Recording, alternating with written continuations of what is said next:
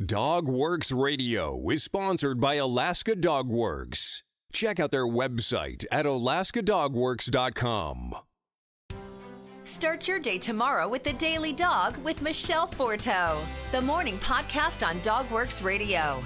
Apple Podcast reviewer Patty Christensen calls it funny, smart, and filled with all the info I want to know about dogs. I love this show.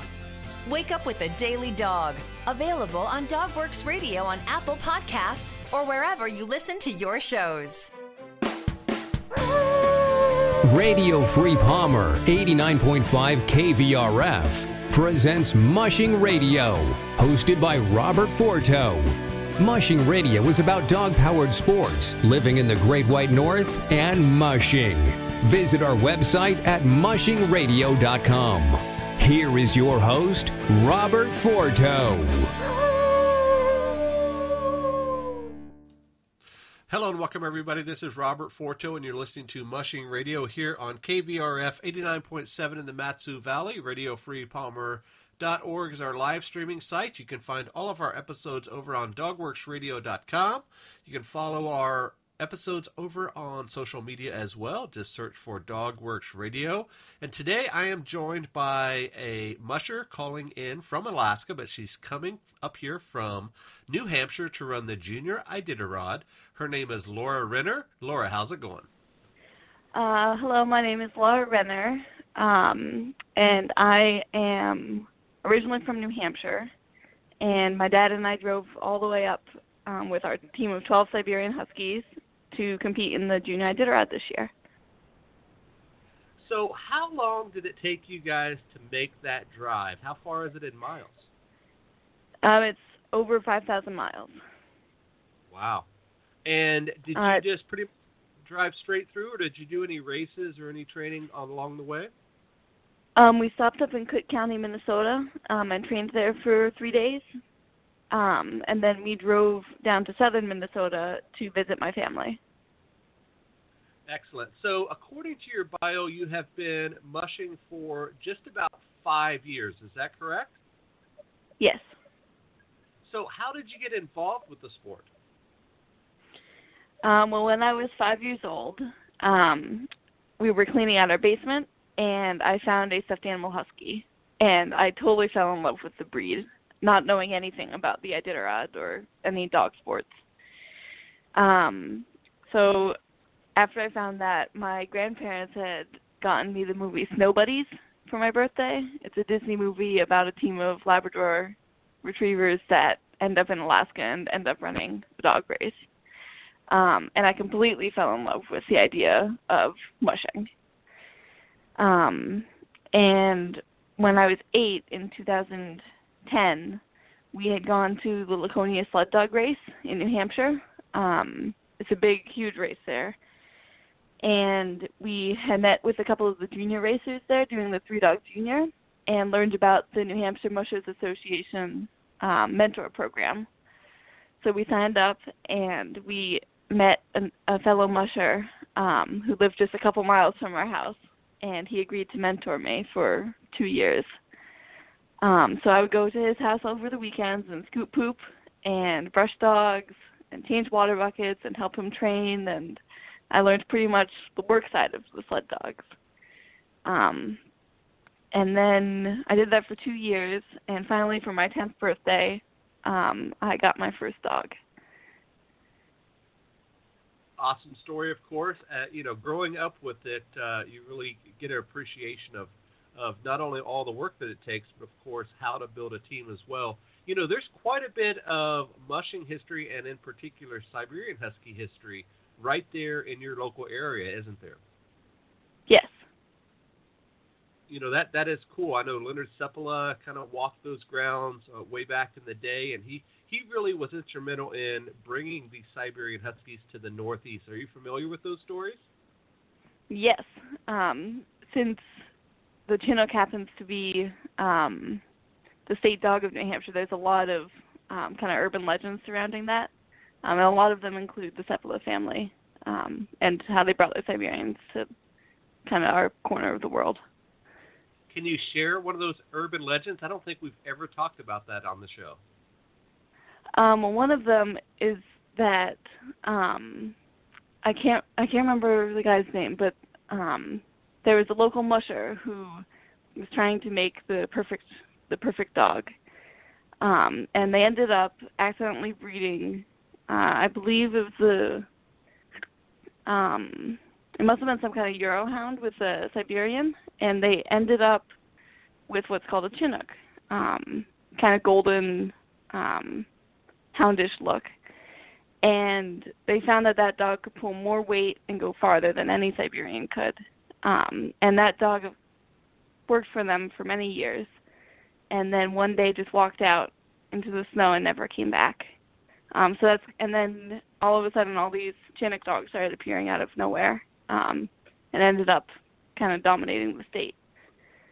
So Right. that's kind of how people think that started it up. For folks that are listening, that person's name is Arthur Walden, and he was the person that so-called invented those Chinook dogs way back in the day. I guess that was in the 1930s or so. So really cool history in your area, and as you mentioned, the Laconia sled dog race is one of those world-famous events as well. So now you have driven the 5,000 miles, and you're planning on racing not only the Junior Iditarod towards the end of the month, but also the Willow Junior 100 coming up this weekend. Our daughter Nicole ran that race several years ago, and that was her first long-distance race, her first 100-mile race. Is this going to be your longest race as well, up to date? No, I competed in the Can-Am 100 last season, and that is my longest race up to date. Can you tell us a little bit about that race, and then we'll jump over and talk about the ones in Alaska? So before that race, in the 2013-2014 seasons, we were only doing the Can-Am 30 as kind of our peak race of the season. And when I decided that I wanted to work up to my goal of doing the Junior Iditarod and eventually the Iditarod, we decided to bump up the miles and try to train our team for the Can-Am 100. We had no idea what we were getting into with this. Going from 30 miles to 100 miles is a lot for our team. But yeah, so we eventually made it to this race, and it was actually the first time I was going to take out more than 6 dogs. I took a team of 10, so that in itself was interesting. And it had rained 2 days before the race and completely froze up the trails. It was like running on concrete for the entire race. Some more veteran Canadian mushers were saying that it was the toughest trails that they had ever run. So that they said that in getting to the checkpoint itself was an accomplishment. So I went out with my 10 dogs and made it to the checkpoint in under 4 hours. So I went out completely too fast. But I made it back to the finish line, and my team and I eventually placed 5th overall out of 20-something teams. So that was a huge accomplishment. I went into that race thinking anything better than last is a bonus, was kind of my motto for the season. So it was very incredible that our 10 Siberian Huskies could compete with all the Eurohounds and Alaskans coming from much more experienced kennels. So speaking of that, up here, Siberian teams are rather rare. In the last couple of years, we've just had, 1 or 2, maybe even 3 in each year's Iditarod or Yukon Quest. How is it up in your neck of the woods now? Are there several Siberian teams running in the races, or are you usually the only one? It really depends on the races that we go to. So like in the Laconia race, you don't see any Siberians there. They're all Eurohounds or Alaskans. But we do a couple locally run races. One example is the Chinook Fun Run in the Wanalancet area. And you do see a lot of Siberian teams. There's one kennel, Cybersong Kennels, who's planning on coming to run the Iditarod in a few years, and she runs Siberian dogs. So yeah, there's a lot more Siberians in New Hampshire than I've seen up here, at least. So now, as we mentioned, you're getting ready to run the Willow Junior 100, then followed by the Junior Iditarod in a couple of weeks. You said your goal was to qualify for Iditarod in the coming years as you work your way. What do you expect from these two races up here in Alaska? I've seen on Instagram and your Facebook page that you're doing quite a bit of training while you're up here, so you're getting into miles and recognizing the trails and all that. What are your hopes of running these two races coming up? I'm going into this race with the same mindset that I went into the 100. Anything better than last is a bonus. My goal is just to finish these races because I think it's enough of an accomplishment that we made it all the way here. I am not expecting to do too well in these races, honestly, because I know that I'm going to be competing against big-name kennels like Lance Mackey and all those big Iditarod names and kids who have grown up living around here and living around dogs. So I'm just going to try to finish with as many healthy dogs as I can.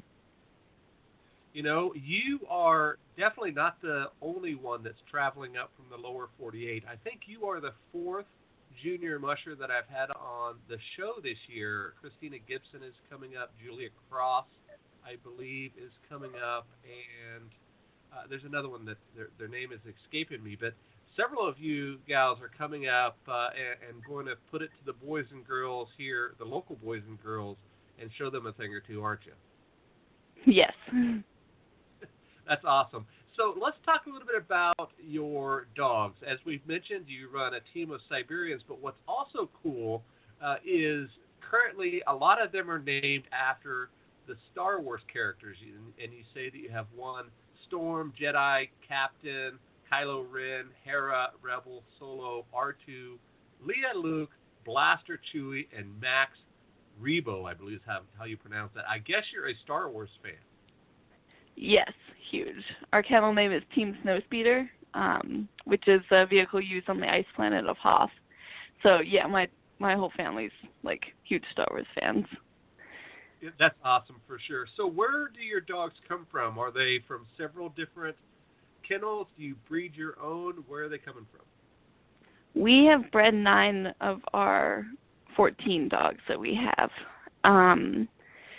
We've had 3 litters so far, but when we started out, we got 2 dogs from Cybersong Kennels.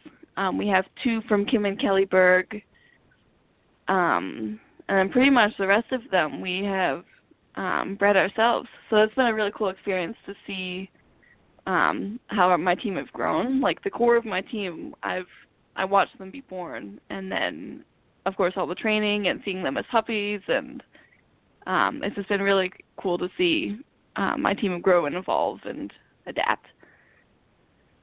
That's cool, and especially if you're raising them up as pups, you know exactly what to expect. You know their personalities, and you know who can run with who, and I think that's important as you're working your way up through the ranks and running in these bigger races. You want to make sure that you have everything dialed in, and I think you're doing that with these younger dogs, right? Yes. So tell us about the race. I think you've been on quite a bit of the beginning parts of the trail there, leaving from Knik and running on the old Iditarod Trail and whatnot. What do you think about our trails compared to what you're used to running to around your home in New Hampshire? Oh, it's so nice to be able to leave right from the yard. In New Hampshire, we have to drive 2 hours to get to trails where we can run more than 30 miles. And here we can just hook up the dogs whenever we want and just go out and run thousands of miles if we wanted to. It's just been so incredible to do that. So and the trails here are, go ahead. Have you been up to the gnome sign there in Knik? Yes, we have. That's kind of a world famous intersection right there, and I guess if you turn left, you can literally run 1,000 miles, as you mentioned, to Nome, and one of these days that's where you're headed. Is that right? Yep. That's kind of been my thought going on these trails. I mean, yeah, it's awesome that I get to do it now with my dog, but I know I'm going to be back here someday. Right. So let's talk a bit, Laura, about your support, your family support. You talked about, finding the little husky puppy, the stuffed animal in I think you said it was your grandma's basement, and then worked your way up. What does your family think of all this? And I'm sure they're supportive. They have to be able to get you up here to Alaska and all that. Tell us about them. Well, my dad and I do most of the training and racing of the dogs, and my dad and I were the ones who drove all the way up here together. My mom and sister are back home taking care of the 2 dogs that we left behind, and they will be flying out closer to the race. But, yeah, the support that I've received from them is just incredible. My dad drives me everywhere where I need to train because I do not have my license yet. So every training run, he's driving me wherever I need to go, and we double sled together. So I get the front sled, and he takes the back sled. So he's there for every single run that the dogs and I go on. And awesome. It takes a lot for them to be able to let me go on these races by myself. Like, my dad and I are just so used to being together every training run. So it's kind of nerve-wracking for him just to see me leave and then wait around for me until I come back. I'm sure he's enjoying every minute of it for sure, and he'll be there at the finish line when you finish coming up after the race. So let's talk. I'll always ask the junior mushers about how their friends and in particular their school handles the daily ins and outs of mushing. How does the social life fit into a long distance musher in your neck of the woods? Oh, it doesn't fit in well. At least in New Hampshire, it's either you choose dogs or you choose people. And lucky for me, I've chosen dogs. So, and I do not regret that decision at any point. It just takes so much dedication and so much time to train a team of distance dogs, especially when you have to drive so far to train, that I think that just the social part of being in school and seeing my friends and all that just kind of goes out the window. Right. Are you in a regular school, or are you doing homeschooling, or what are you working on? I've been homeschooled for the past 3 years, so that I can spend as much time as possible with the dogs, which has really helped my bond with them grow. So the first year that I did the Can-Am 30, my dad did all the training when I was still in public school, and I would just go over the weekend and do whatever training run we were going to do then. And when I would go out and race the dogs, they wouldn't respond to me because they don't know who I am. But now that I can be on every single training run with them, they know my voice and they understand that when I say to go G, that means I want them to go G, and they can't question me. Right. So you had mentioned, of course, the Yukon Quest and Iditarod coming up soon. What are your plans after high school? So when you graduate, are you planning on going to college or jumping right into mushing as a young adult there? I am planning to go to college. I would like to become a digital artist. So from what I've researched, you need a bachelor's degree at least to be successful in that field. So I am planning to go to college, hopefully somewhere where I can be locally and still help train the dogs, even if it's just go back to doing shorter races. Right. So, again, going back to your dogs a little bit, obviously they're relatively young. What is the youngest dog in your kennel, and what is the oldest right now? The youngest is a year and a half. He was born 2 summers ago, so and he will be running on my team for Junior Iditarod. He's just an amazing dog. And then our oldest will be 9 in coming up here in February. So, and she will probably also be running on my Junior Iditarod team. They're so motivated. So and then the rest of the team, go ahead. Is this Star Wars crew all from the same litter, or just those other dogs from other litters or other kennels?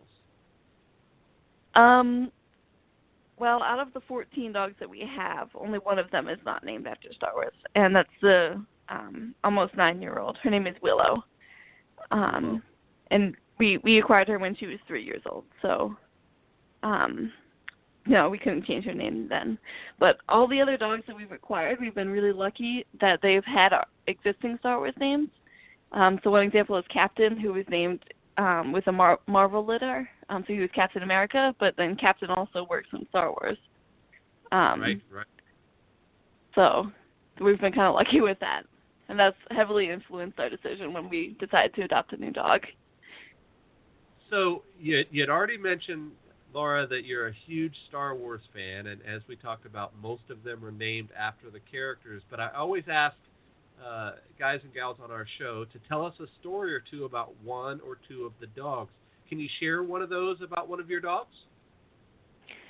So when I got my first dog, the day I got my first dog, my family, it was just a normal day. I woke up and I was like, okay. And my family told me that we were going to go for a hike. So got all geared up and ready to go. And then we drove for probably 2 hours. And we pulled over onto this little turnout by a pond. And my parents said, okay, go ahead, go explore. And then, so I went out into the woods and tried to catch frogs and stuff like that. And when I came back, my whole family was right there, and they gave me an early birthday gift. It was about a month before my birthday. So I opened it, and it was a How to Take Care of Your Siberian Husky book. I did not know what to expect. And my sister couldn't contain herself, and she said, you're getting your puppy. And 10 minutes later, we showed up at Jay Foucher's kennel for Cybersong Siberians, and I got my first dog. So I had no idea. I was just in complete shock. I could not speak, I swear, for a day after that. Like, I was just so surprised. So when you got that dog, were you already thinking about, the future, or was this just a pup and you had no idea what was to come? Well, I guess I already had an idea of the future. I knew that after one dog,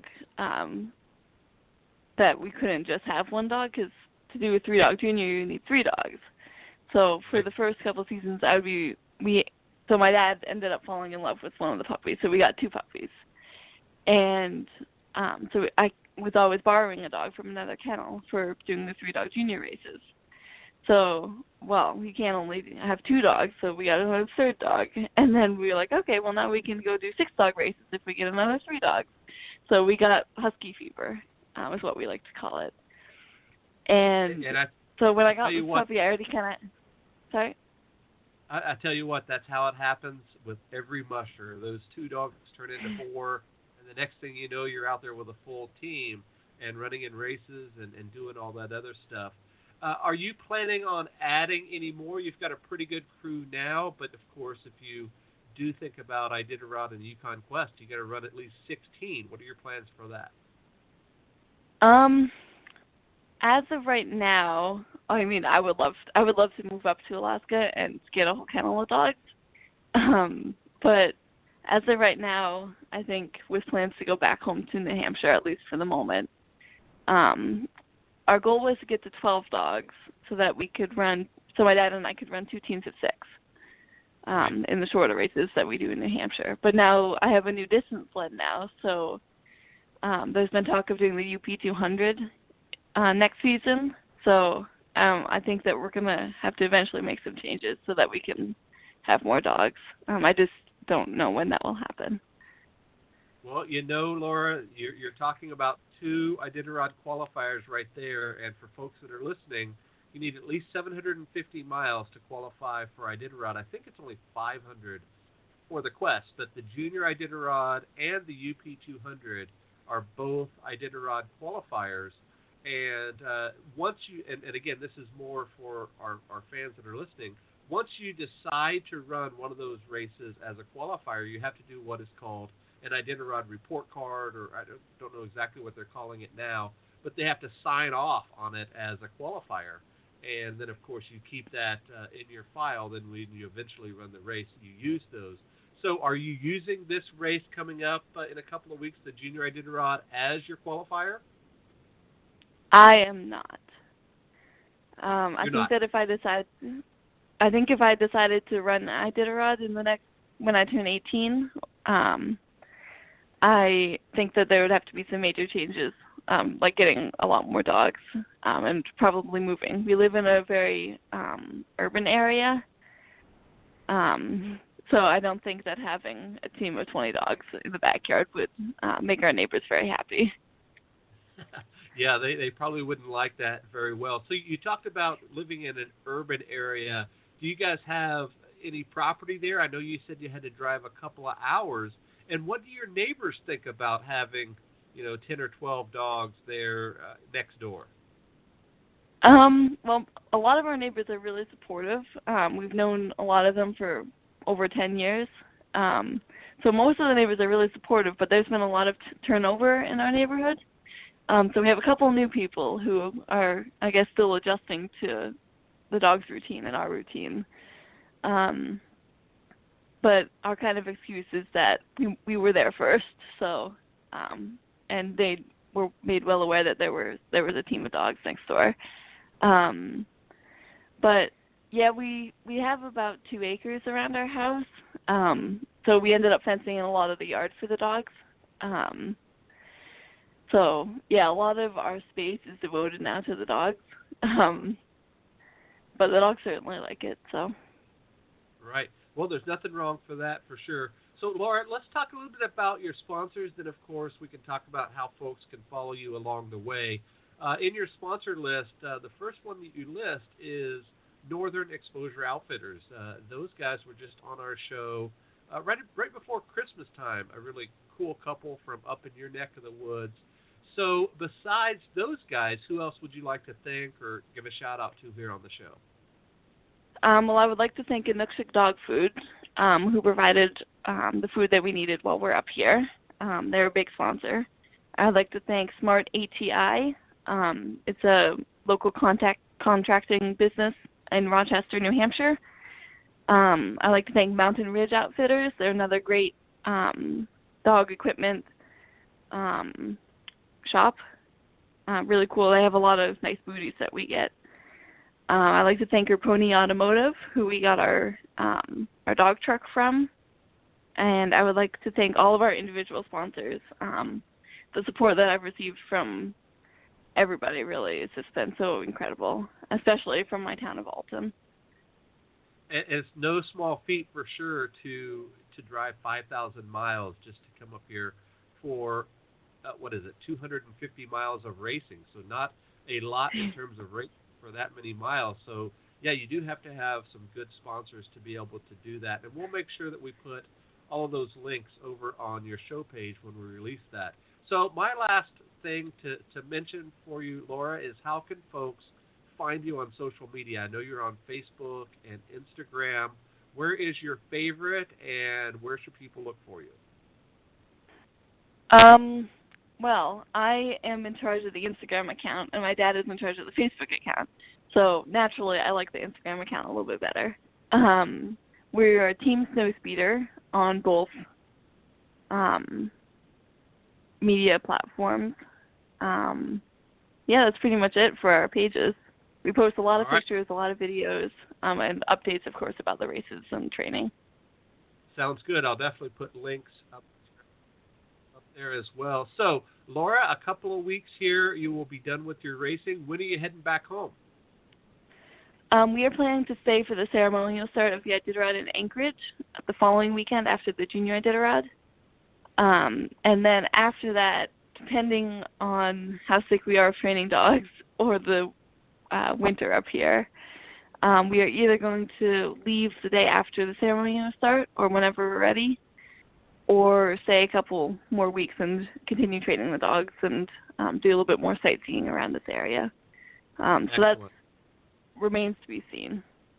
All right, very good. On behalf of my guest today, Lara Renner, she is Team Snowspeeder, going to be racing in the Willow Junior 100 this coming weekend. We're recording this on February 8th, and then in just a couple of weeks or so, the Junior Iditarod, and they have a great place to follow the junior mushers over on Iditarod.com. They also have a pretty active Facebook page as well, where they have the trackers. Everything that they do on Iditarod, they do for Junior Iditarod. Same trackers, all of that. So you can check that out as well. Laura, it was my pleasure having you on. Good luck at the races, and we'll talk again soon, okay? Did you know that Alaska Dog Works trains service dogs for those in need throughout North America? Each and every service dog that is trained through the Lead Dog Service Dog Program and Michelle Forto and her team has an individual training plan. We train for autistic, mobility, psychiatric, and PTSD for our soldiers for service work. If you know of someone that may need a service dog, please take a moment and check out Alaska Dog Works on social media and at alaskadogworks.com. Hi guys, it's Alex. If you're a fan of sled dog sports in the Iditarod, Mushing Radio is the show for you. Each Wednesday we drop a new episode on Dogworks Radio, so be sure to subscribe on Apple Podcasts or wherever you get your podcasts from. If you like our podcast, there are a few things you can do. You can take a couple of minutes and go to Apple Podcasts and leave us a 5-star review. You can also check out all of our Dogworks Radio sponsors and promotions in our show notes. Another thing you can do is go over to Facebook, like our Facebook page, and one last thing, please tell all of your friends by spreading the word about Dogworks Radio. Thank you so much for listening to us. We really appreciate you. Dogworks Radio is produced by Robert Forto. Logo art by Angry Squirrel Studios. Dogworks Radio is produced in conjunction with KVRF 89.7 in Palmer, Alaska.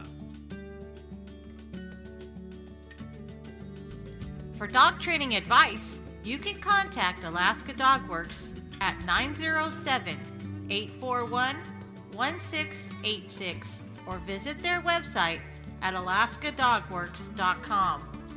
If you have a show idea or would like to be a guest, please contact us by sending an email to live@dogworksradio.com.